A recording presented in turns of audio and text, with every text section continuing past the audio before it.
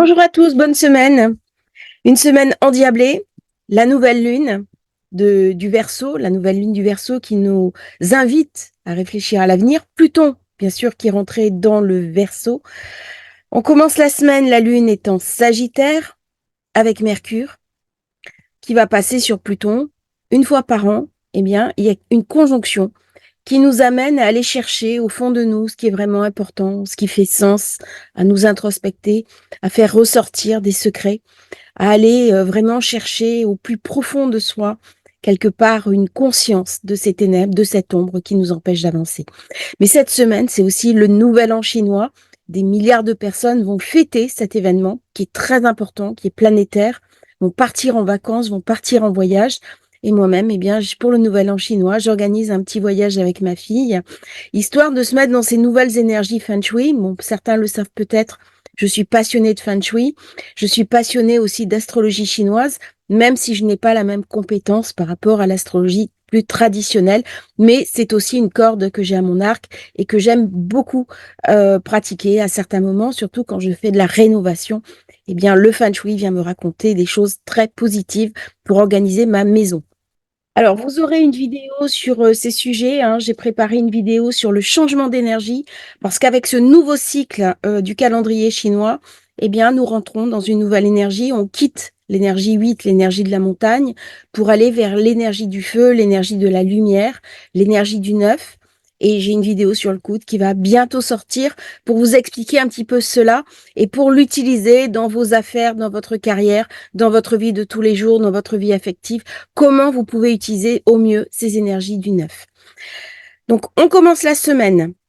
Mercure vient d'entrer en Verseau, c'est donc une intelligence tournée vers l'avenir, tournée vers l'extérieur, tournée vers le futur, vers la technologie. On a envie de partir en avion, on a envie de choses futuristes et c'est le moment idéal pour s'intéresser à tout ce qui est technologie, tech, métaverse, tout ce qui est NFT, crypto, tout ce qui est hyper technologique. Alors, ça ne correspond pas à tout le monde, mais si vous avez des lacunes, par exemple, pour utiliser Zoom, si vous avez envie d'apprendre une nouvelle technicité pour votre avenir, eh bien, pendant la période de Mercure en Verseau, ça va être le moment idéal pour revoir un petit peu vos compétences.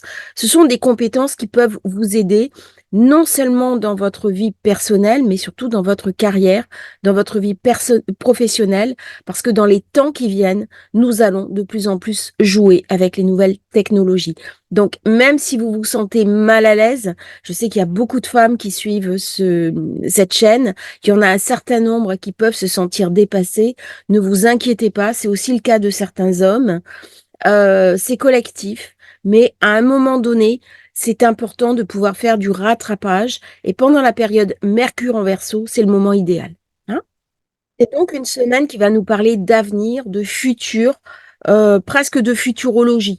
Alors, le Soleil est semi-sextile à Vénus lundi. C'est une influence douce qui permet de profiter de la vie, de ses amis. On peut avoir envie d'aller chez le coiffeur, de se faire beau, belle, de faire des boutiques, d'acheter des vêtements, d'embellir sa maison, son bureau.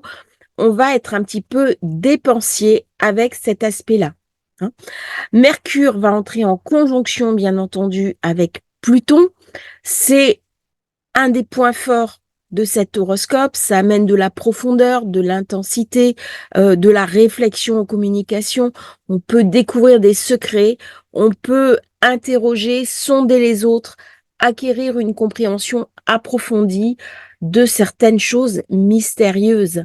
On peut s'intéresser à l'occulte, on peut s'intéresser à l'astrologie, on peut s'intéresser aussi à tout ce qui est les mystères du cerveau, de l'histoire, de l'archéologie, bref, tout ce qui concerne le non-dit de l'humanité. Vous pouvez passer un peu plus de temps sur des chaînes YouTube où on va parler de ces différents sujets. Hein. Nous allons avoir une conjonction avec l'étoile Altaïr qui va amener un petit peu des difficultés, mais toujours la capacité de les surmonter. Vous pouvez également, dans cette période, faire des rêves un petit peu étranges, des rêves prophétiques, avoir des canalisations. faire des voyages spirituels, vivre des états modifiés de conscience et découvrir des choses un petit peu surprenantes au niveau des traditions et de la spiritualité. Mardi 6, mercredi 7, nous avons le trigone exact, 7 degrés, Jupiter, Saturne, qui ramène la possibilité de recevoir des cadeaux, des efforts que nous avons fournis au cours de ces derniers mois. Donc, je vous ai fait une vidéo sur le sujet, je ne vais pas y revenir, allez chercher la vidéo, vous l'avez. Vénus est également trigone à Uranus. Pareil, vous avez la vidéo, c'est une nouvelle romance, quelque chose d'inattendu, de passionné, de la créativité, de l'imagination. On a envie de coups de foudre, on a envie d'être amoureux, on a envie de se faire plaisir. Mercredi 7, Mars est sextile avec Neptune du 5 au 10 février. Ça va renforcer votre sensualité, ça va renforcer l'envie de désir passionné. Il y a du courage, il y a de la force qui peut mettre en avant votre quête spirituelle basée sur vos croyances ainsi que vos convictions. Vous pouvez découvrir la vérité sur une affaire, découvrir des personnes qui vous mentent, enlever des masques, démasquer des imposteurs. C'est le moment idéal pour aller au fond des choses et découvrir une vérité qui jusqu'à présent vous était cachée. C'est le moment aussi où on va se sentir enclin à lutter pour une juste cause, aider les autres, apporter de la gentillesse, de la compassion, de l'éthique, de la bienveillance, mais tout ça dans une énergie un petit peu conquérante. On va mettre son énergie au service d'une cause. Quelle que soit cette cause, on a envie de s'engager et on a envie d'engagement. Le jeudi 8, on aura un carré Soleil-Uranus du 6 au 10 février qui apporte la possibilité de changements brusques, de surprises, d'excitation, mais c'est une tension. Il y a une excitation, il y a beaucoup d'anxiété, il y a une incertitude sur l'avenir, il y a quelque chose qui râpe, il y a une rébellion, il y a des comportements étranges. On vous demande dans cette période de faire preuve d'ouverture d'esprit, de flexibilité et surtout de proactivité. Dans cette période, quand il y a un carré comme ça, en plus ça se fait avec la nouvelle lune, il y a toujours un risque d'accident, brusque, accident d'avion, accident chemin de fer, euh, des, des mauvaises choses au niveau atmosphérique, comme un tremblement de terre, parce que Uranus est dans le signe du Taureau. Donc il y a quelque chose qui râpe un petit peu je pense dans les jours qui suivent la nouvelle lune. Le 9 février, nous avons la nouvelle lune. On va en parler quand on va faire l'horoscope de la lune. Mercure semi-sextile à Saturne du 8 au 10 février. Ça permet d'éclairer la pensée, le bon jugement, la concentration, aussi bien personnelle que professionnelle. Discussion profonde, on va au bout des choses. On a un esprit lucide. C'est un esprit qui pense l'avenir, c'est un esprit qui sait analyser, c'est un esprit qui est profond, un petit peu administratif. On peut être amené à trier des documents, des dossiers, faire du travail de bureau, classer ses papiers, contacter son expert comptable. Vous voyez, c'est son avocat. Tout ça, c'est du domaine du semi-sextile Saturne. 8 au 11 février, j'ai Mercure qui est carré à Jupiter. Alors, c'est toujours un petit peu un moment délicat parce que c'est comme si les deux intelligences, l'intelligence jupitérienne qui est celle des livres, qui est celle de la réflexion, l'universitaire, et Mercure qui est l'intelligence pratique, n'étaient plus vraiment en accord.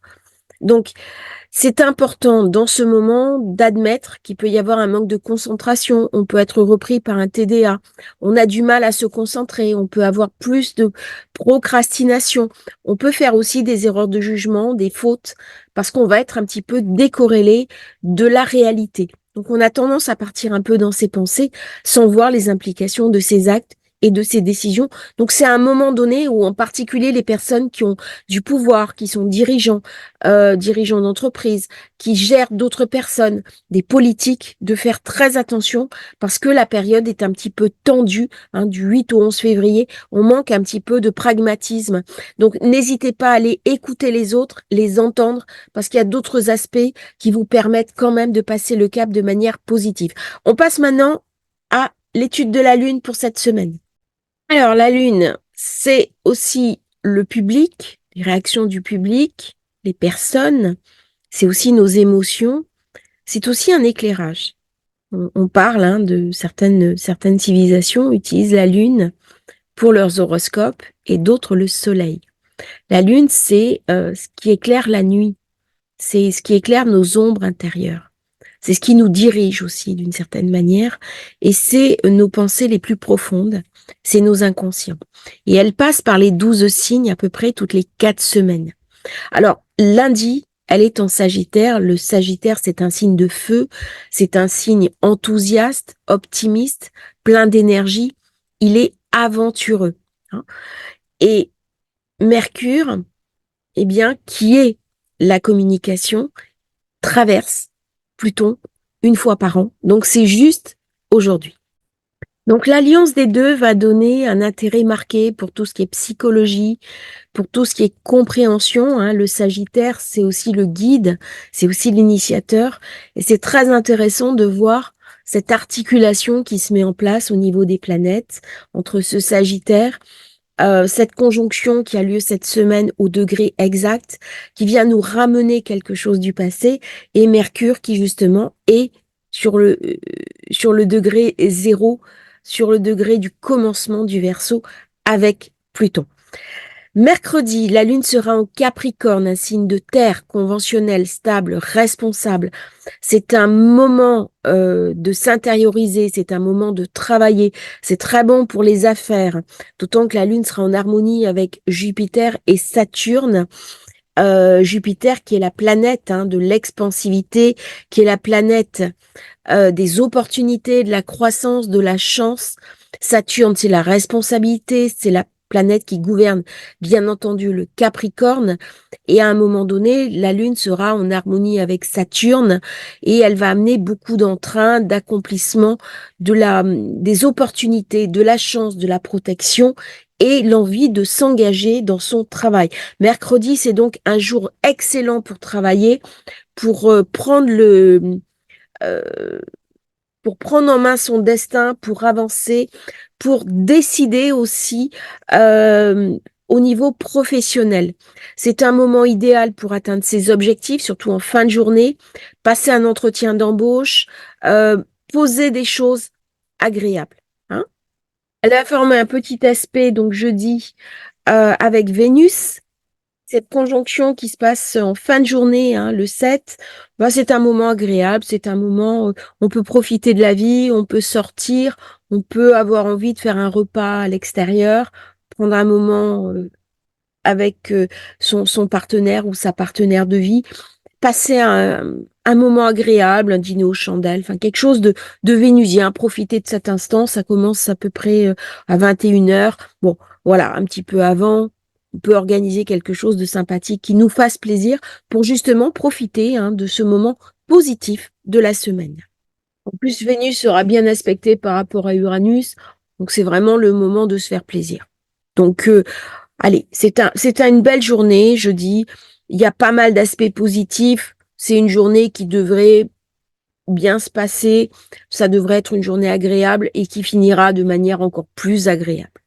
Donc, j'ai de la chance, j'ai de l'opportunité, j'ai de la protection, j'ai du travail, j'ai de la créativité, j'ai de l'amour. Bon, il y a un besoin de se connecter avec Vénus sur sa relation, sur son affectivité, sur sa créativité. C'est quand même agréable. Alors en plus, Vénus-Uranus, c'est les idées nouvelles, la créativité. C'est comment je vais pouvoir gagner de l'argent de manière un petit peu originale, un petit peu décalée. C'est agréable. Le 8, eh bien, c'est une journée qui va être pas mal aussi. J'ai la Lune qui est toujours en Capricorne avec de beaux aspects. J'ai Mars sextile à Neptune. Donc là, c'est quelque chose d'altruiste, de compatissant, une énergie musicale, rythmique. On peut avoir envie de mettre de la musique, idéale pour faire de la danse, du yoga, de la natation. Il y a une énergie très athlétique. Hein. Ensuite, la Lune qui est sextile à Neptune. Alors là, pareil, hein, ça donne capacité à se connecter, à recevoir des intuitions. Si vous faites des affaires ce jour-là, à ce moment-là, hein, c'est à 7 heures du matin, donc ça va être un peu plus tard, c'est 8 heures. Et ben là, vous allez faire des méditations intéressantes. C'est un moment pour se connecter qui est vraiment idéal. Ensuite, j'ai la Lune qui va passer en conjonction à Mars, donc beaucoup d'énergie, de dynamisme, en conjonction à Pluton. Donc pareil, elle nous permet de nous introspecter. Début d'après-midi, on va vers la nouvelle Lune, il y a quelque chose qui se passe, on arrive à se connecter avec les énergies ambiantes qui sont joyeuses, qui sont festives. Comme je l'ai dit, hein, forcément, beaucoup de personnes qui se connectent à un événement joyeux, et ben ça fait monter les énergies. Donc vous pouvez décider volontairement de vous y connecter et de recevoir toutes ces énergies du renouveau en vous, de les accueillir et d'en profiter pour semer des nouvelles graines pour le prochain printemps. Donc les astres sont vraiment favorables et nous accompagnent dans cette énergie positive. Le 9, c'est la pleine lune. Elle va se passer en Verseau, au carré d'Uranus. Nouvelle lune en conjonction avec l'étoile fixe Castra, capacité psychique, psychologie. On va être dans une nouvelle lune très psychique qui va parler d'astrologie très favorable aux astrologues, à tout ce qui est honneur, promotion, gouvernement et toute personne qui travaille avec l'intelligence. C'est une nouvelle lune qui va nous parler de renouveau, qui va nous parler de futur, mais attention parce que vous avez la vidéo, on en parle, elle se fait au carré d'Uranus et donc carré à son propre maître, ce qui laisse augurer dans les temps qui vont suivre cette nouvelle lune le départ d'un certain nombre de problèmes, un certain nombre de révoltes nouvelles qui vont arriver sur la place publique. Donc des nouvelles choses qui vont émerger de cette nouvelle lune, mais pas que du bon. Voilà. Donc, dans cette période, on n'a plus envie de routine, on a envie de sortir des sentiers battus, d'être ouvert à la technologie. On a besoin de se réinventer, d'avoir des nouvelles idées. C'est un moment parfait pour l'émulsion mentale. Hein. On va imaginer plein de choses. Il y a quelque chose de libérateur. Il y a quelque chose où si nous avons des personnes de notre entourage qui nous musellent, qui nous tiennent, qui veulent nous dominer, on va plus supporter. Pareil, dans notre travail, il va y avoir des tensions au niveau professionnel parce que les collaborateurs ne vont pas accepter qu'on leur dise ce qu'ils doivent faire, surtout s'ils sont compétents. Donc attention, parce que ces périodes sont un petit peu explosives, elles sont très intéressantes parce qu'elles sont libératrices, très ouvertes, très collaboratrices, proactives, mais par contre des fois un peu émotionnellement tendues.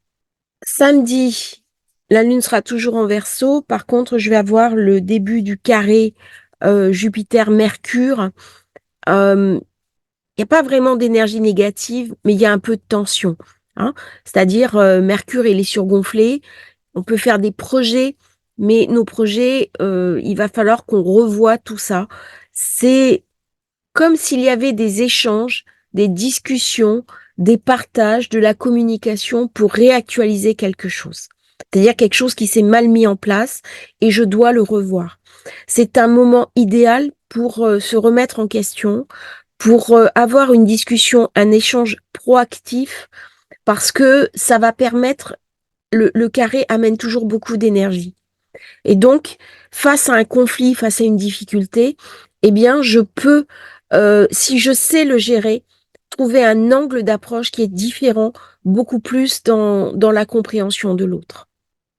Donc samedi, ben, avec cette lune en Verseau, moi je vous invite à sortir, à aller profiter, essayer de trouver un restaurant chinois, aller fêter le Nouvel An chinois.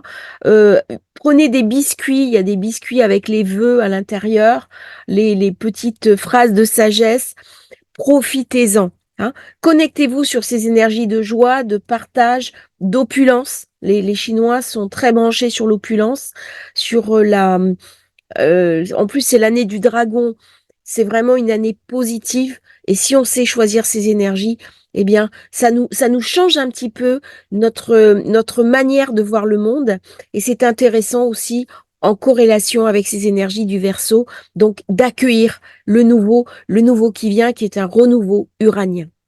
J'ai envie de dire particulièrement cette année, vu où se situe Pluton. Hein, c'est important de cultiver comme ça ces petits jardins. Et même si vos moyens ne vous permettent pas d'aller au restaurant, essayez de regarder sur Internet une petite recette chinoise que vous faites à la maison, mettez des rubans rouges, faites quelque chose de festif, même des fois avec peu de moyens. Moi, j'étais étudiante à l'époque, j'avais pas beaucoup de moyens et je me débrouillais parce que je compensais par l'imagination. Donc, fêtez et trouvez des petites solutions opportunes. Vos enfants vont adorer, vos amis vont adorer et vous-même, eh bien, si vous êtes seul, vous allez adorer. Prenez un instant festif samedi soir pour vous. Dimanche, la lune sera en Poisson. C'est une lune méditative, c'est une lune qui se canalise, c'est une lune qui est connectée, c'est une lune qui est profondément empathique, altruiste, sensible. C'est une lune qui a envie de voyager, de s'ouvrir au monde. C'est une lune qui est idéaliste.